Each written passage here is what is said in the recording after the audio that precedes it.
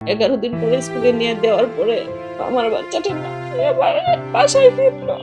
টানা 11 দিনের অসুস্থতা শেষে আরিয়ান যখন স্কুল ব্যাগটি কাঁধে তুলে নিয়েছিল তখন পরিবারের কেউ কল্পনাও করতে পারেনি সেদিনই হবে তার শেষ স্কুল যাত্রা। গত বছরের 21 জুলাই রাজধানীর দিয়াবাড়িতে মাইলস্টোন স্কুল অ্যান্ড কলেজের ভেতরে বিধ্বস্ত হয় বিমান বাহিনীর একটি প্রশিক্ষণ যুদ্ধ বিমান। মুহূর্তে নিভে যায় অসংখ্য প্রাণ। শিক্ষক, শিক্ষার্থী, কর্মচারী, পরিচালক সহ প্রাণ হারান 36 জন। 1 বছর পেরিয়ে গেলেও সেই বিভীষিকার ক্ষত আজও শুকায়নি।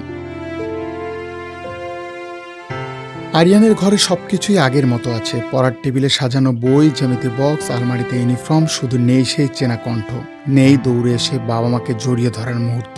আজও ঘরে ঢুকলে পরিবারের সদস্যদের মনে হয় হয়তো একটু পরেই দরজা খুলে ফিরে আসবে আরিয়ান।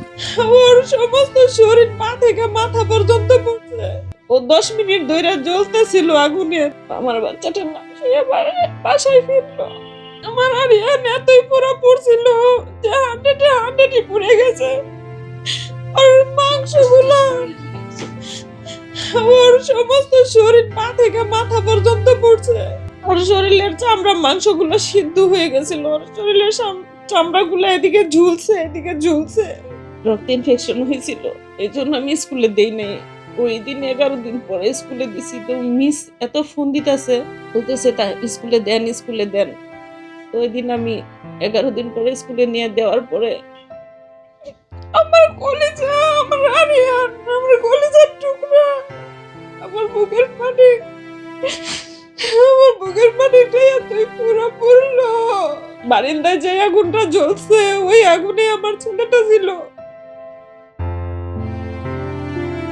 একই অপেক্ষা সাইমার পরিবারও। তার পড়ার টেবিল, বই, ঝলসে যাওয়া সেই স্কুল ব্যাগ, খাতা সবকিছু যত্নে রেখে দিয়েছেন স্বজনরা। প্রতিটি জিনিস যেন আজও বহন করে তার স্পর্শ।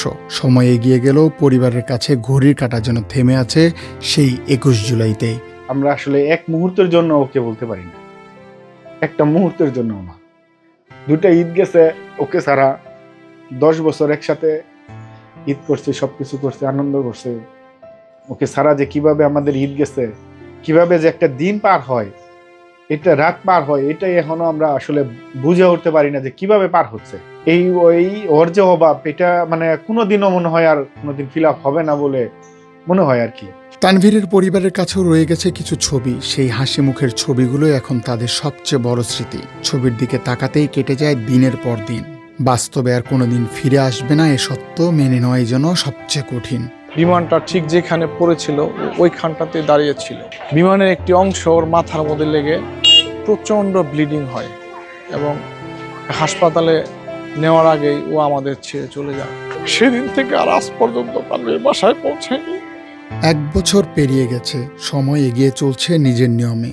কিন্তু আরিয়ান, সাইমা আর তানভীরের পরিবারগুলোর কাছে সময় যেন থমকে আছে সেই বিভীষিকার দিনে। স্কুল ব্যাগগুলো আর কাঁধে ওঠে না, পড়ার টেবিলে নতুন কোনো বই খোলা হয় না, শুধু স্মৃতিগুলোই নীরবে জানিয়ে দেয় কিছু শূন্যতা কখনো পূরণ হয় না। রাজীব ইসলাম, বাংলাদেশ টাইমস।